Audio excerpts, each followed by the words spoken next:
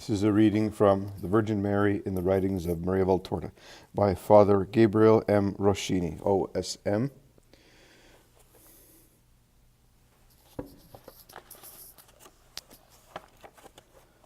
Mary associated with Jesus during his public ministry. It was a heart-rending moment when the Son left his mother to begin his redemptive mission. After supper, Jesus was in the garden with Mary. Jesus is speaking to Mary. At first, I do not understand the words which are just whispered, and Mary nods her head in assent. Then I hear, "And get your relatives to come. Don't stay here alone. I will be happier, Mother, and you know how I need peace of mind to fulfill my mission. You will not lack my love. I will come quite often, and I will inform you in case I cannot come home when I am back in Galilee. Then you will come to me, Mother. This hour was to come. It began when the angel appeared to you. It is now striking, and we must live it. Mother, must we not? After we have overcome the trial, we shall have peace and joy." Jesus and Mary stand up, and they look up to heaven, two living victims, shining in the darkness. Jesus slowly, but with a clear voice, says the Lord's Prayer, stressing the words. Then they go back into the house, and Jesus, whom I have never seen drink wine, from out of an amphora on the bookcase, pours some white wine into a goblet, and he puts it on the table. He then takes Mary by her hand and makes her sit beside him and drink some of the wine. They are both silent, waiting. Mary caresses Jesus' right hand and his knees. Jesus pats Mary's arm and her head. Then Jesus rises, and so does Mary. They embrace and kiss each other very fondly and repeatedly. They always seem to be on the point of separating and parting, but each time Mary embraces her creature over and over again. She is Our Lady, but she is still a mother who must part from her Son and is fully aware of the final destination of his departure. Do not tell me that Mary did not suffer. Before, I had some slight misgivings. Now I do not believe it at all. Jesus takes his dark blue mantle, puts it on his shoulders, and pulls the hood onto his head. He arranges his haversack across his back in order to be free when walking. Mary helps him, and she delays endlessly in sorting his tunic, mantle, and hood, caressing him in the meantime. Jesus goes towards the door after making a sign of blessing in the room.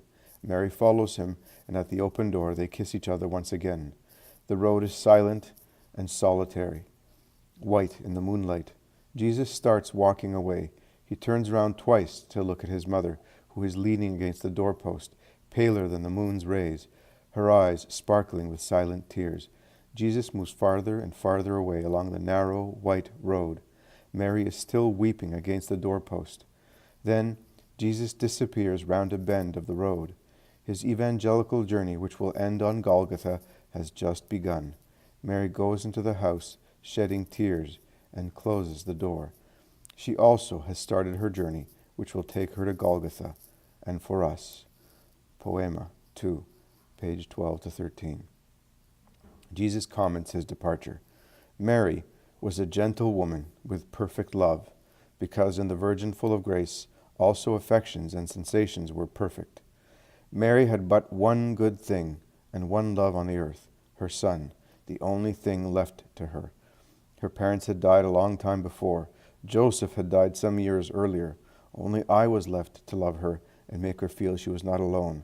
Her relatives, because of me, of whose divine origin they were not aware, were somewhat hostile to her, because they considered her a mother incapable of imposing herself on her Son, who did not behave according to good common sense, and turned down marriage proposals which could bring prestige to the family, as well as material help. Her relatives reasoned according to common sense, to human sense. You call it good sense, but it is only human sense, that is, selfishness. And they would have liked my life to comply with their usage. After all, they were always afraid that one day they might get into trouble because of me, as I had already dared express certain ideas which they considered too idealistic and thought they might irritate the synagogue. Hebrew history was full of teachings on the fate of prophets. The prophet's mission was not an easy one, and often brought about death for the prophet and trouble for his kinsfolk. And there was always the fear that one day they might have to take care of my mother. They were, therefore, irritated by the fact that she did not oppose me in anything. Nay, she seemed to be in perpetual adoration in front of her son. This conflict was to increase in the 3 years of my public life. Then it culminated with open reproaches every time they met me in the midst of crowds, and were ashamed of what they considered my mania for vexing the powerful classes, and they rebuked me and my poor mother. Mary was aware of the moods of her relatives and was able to foresee their future tempers. They were not all like James, Judas, Thaddeus, and Simon, or their mother Mary of Clopas. But although she knew that what her lot was going to be during the 3 years of my public life, and was aware of her destiny and mine at the end of the 3 years, she did not recalcitrate as you do. She cried. And which mother would not have cried because of the separation from a son who loved her as I loved mine, or because of the prospect of long days devoid of my presence in a solitary house, or because of the dreary outlook of a son doomed to butt against the malice of guilty people who took vengeance for their guilt by offending the blameless one to the extent of killing him. She cried because she was the co-redeemer, and because she was the mother of mankind who were being born once again to God, and she had to cry for all the mothers who are not able to turn their motherly sorrows into a crown of eternal glory. Our daily bread was to fulfill day by day our part of the mission.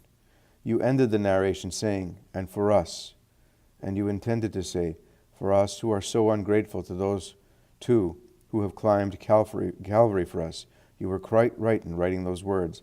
Add them every time I show you one of our sorrows. Let them be like the church bell that rings and calls men to meditate and repent. Poema 2, pages 15 to 18. The relatives' opposition to Christ's evangelizing mission did not delay. It saddened mother and son beyond words.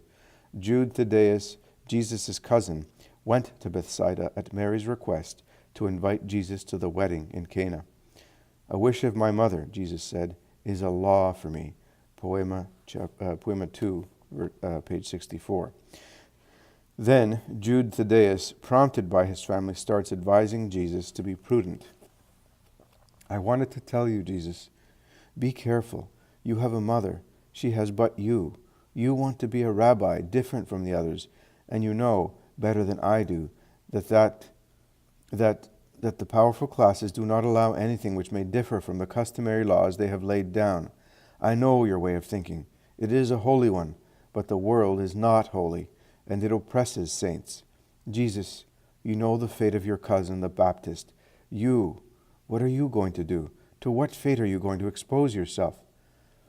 Judas Thaddeus, you are so familiar with my way of thinking, and that is what you ask me? Are you speaking on your own initiative?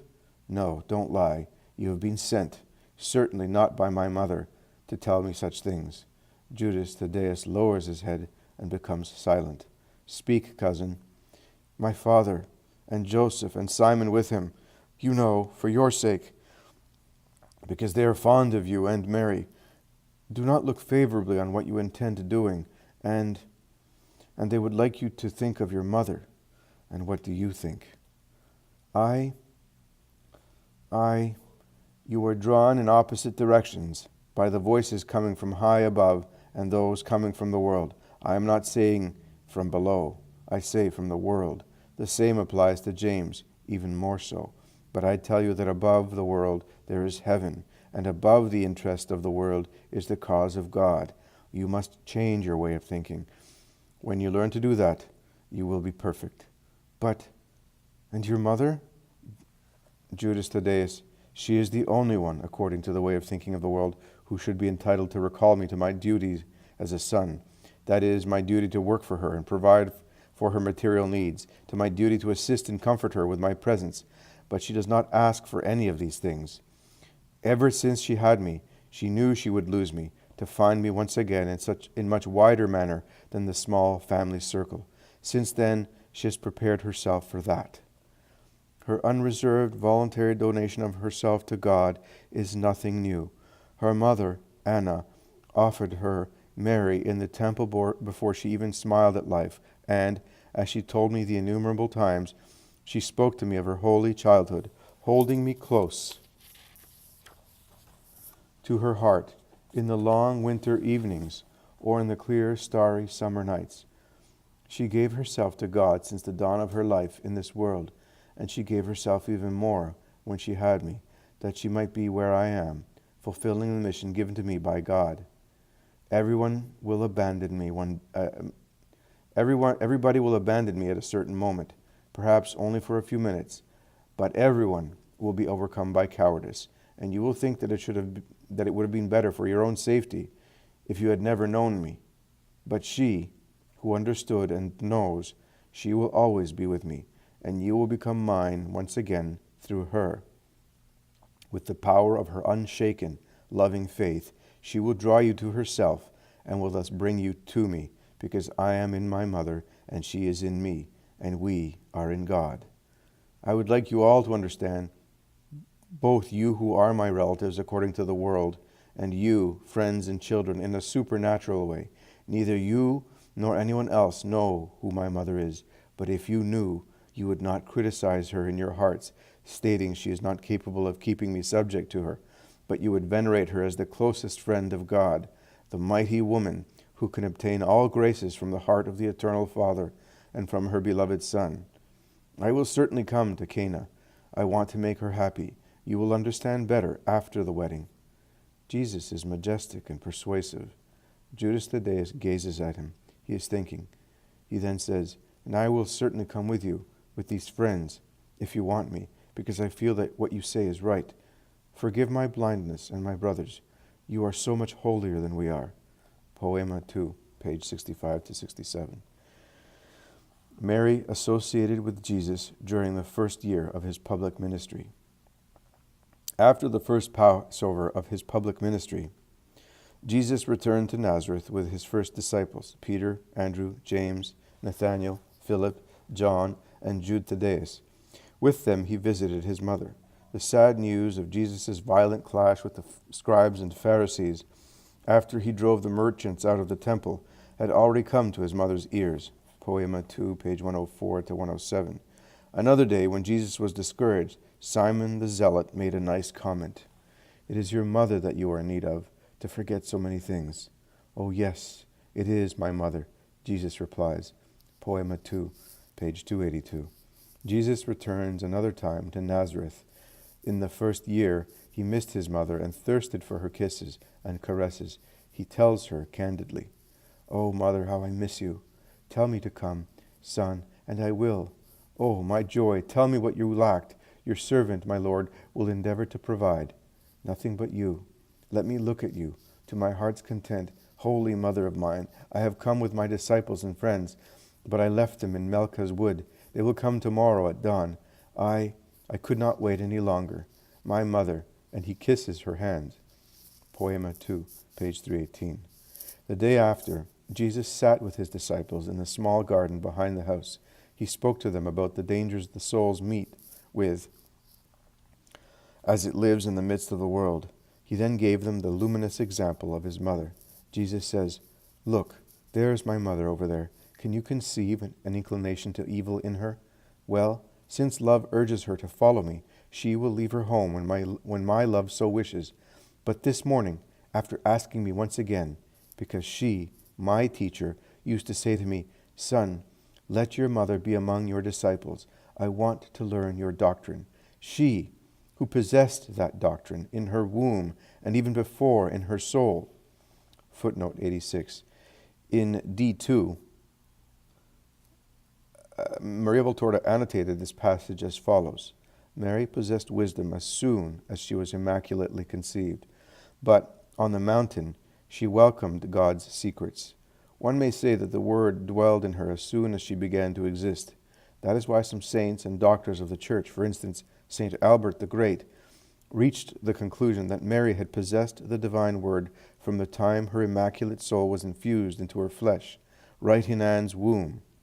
Yes, Mary possessed the divine Word in her immaculate heart even before welcoming the Father's Word into her most pure and inviolate womb, in order to clothe him with flesh, so that he would become the Redeemer.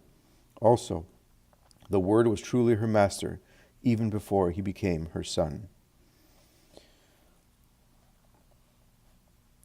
I want to learn your doctrine. She who possessed that doctrine in her womb, and even before in her soul, as a gift of God to the future mother of his incarnate word, she said, but decide whether I can come without losing my union with God, and without my heart being corrupted by what there is in the world, and which you say penetrates with its stench, because my heart has always been, is, and wants to be only of God.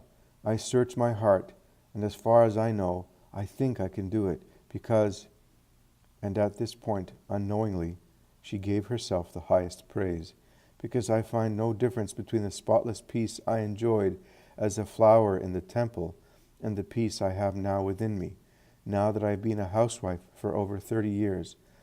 But I am an unworthy servant who does not know the things of the Spirit well, and is even less capable of judging them. You are the Word, the wisdom, the light, and you may be the light of your poor mother, who is agreeable not to see you any longer, rather than not be grateful to the Lord.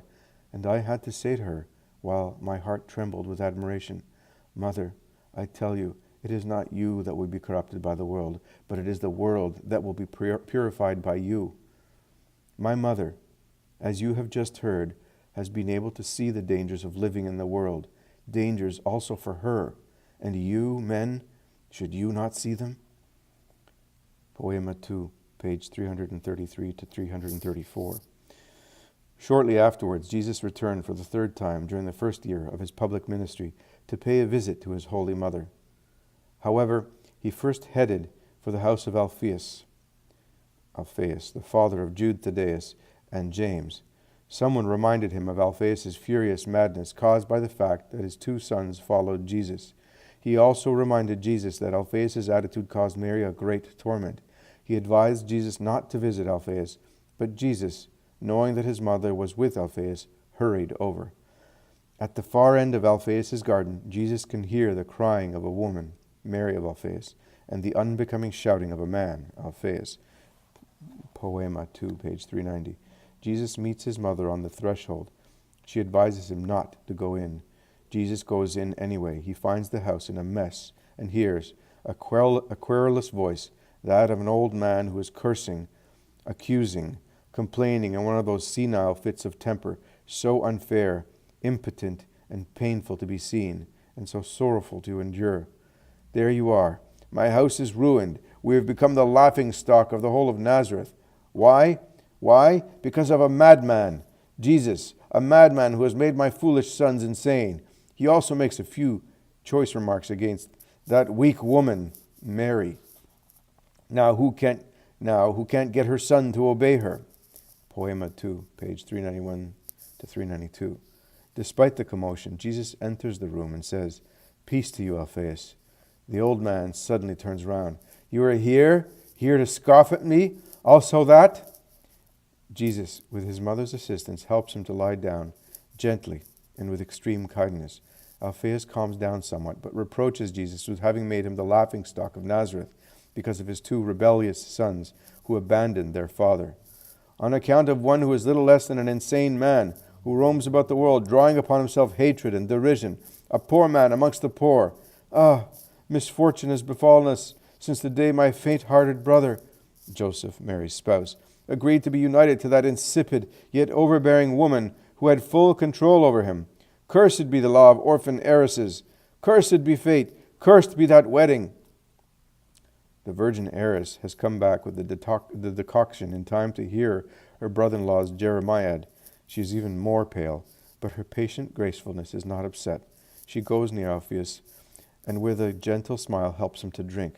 You are unfair, Alphaeus, but you are so ill that you are forgiven everything, says Jesus, who is holding up his head. Poema 2, page 391 to 392. Jesus tries by all means to put him back on the right track, but Alphaeus is incredibly angry and lets Jesus know that he should go. At this, Jesus leaves him, saying, I leave my peace with you, Alphaeus. If you want me, send for me at any time, and I will come. Poema 2, page 393. Jesus considered Alphaeus as a poor invalid, made intolerant by pain. Poema 2, page 393. Jesus took great pains to draw attention to the sufferings experienced by the Redeemer and the co-redemptrix, due to the apostles' faults. Footnote 87. A little further on, Jesus said, the humanity of the apostles, how much of it I was carrying in my arms to lift them up to heaven, stones which weighed down towards the earth, even those who did not contemplate the possibility of becoming ministers of an earthly king, as Judas Iscariot did, those who did not think of coming to the throne in my place, if need be, as he did, were still eager for glory. The day came when also my John and his brother craved for that glory that dazzles you like a mirage, also in celestial matters. Poema 2, page 400. Due to the apostles' faults, and particularly the attitude of Judas Iscariot, who was deceitful, shrewd, greedy, lustful, dishonest. Poema 2, page 399. His eye is not crystal clear, and his heart even less so, Mary told Jesus. He frightens me. He is more suitable to be the courtier of a worldly king than your apostle. Poema 2, page 398. The pure, humble virgin, detached from earthly wealth, could but feel disgust for that serpent. Jesus speaking. I felt disgust too, and only I and the Father and the Spirit know what I had to overcome to be able to endure him at my side. Poema 2, page 399. Another abundant source of sorrow for the hearts of the Redeemer and the co-redemptrix was the hostility of priests, Pharisees, and scribes, who, like shrewd foxes, sought to drive him into their dens, to devour him. They were thirsty for my blood, and they tried to set traps for me everywhere to catch me, to bring accusations against me, and get rid of me. Their intrigue lasted 3 long years, and it was appeased only when they learned that I was dead. They slept happily that night. How much pain my mother suffered through their faults. I cannot forget that pain. Poema 2, page 400. One day, Jesus was in a coastal city. Joseph the shepherd, covered with dust, came to him and handed him 3 letters, little rolls made of thin parchment. 2 were from Lazarus, and 1 from his mother. She requested 2 things of him: to remember his promise to send for her, to instruct her in the word, and not to come to Nazareth before communicating with her. She told him about Alphaeus' death. At the last hour he wanted you, she wrote. Great was the mourning of the town. She added that the people's love for Alphaeus made them upset with Jesus. Poema 2, page 421 to 422.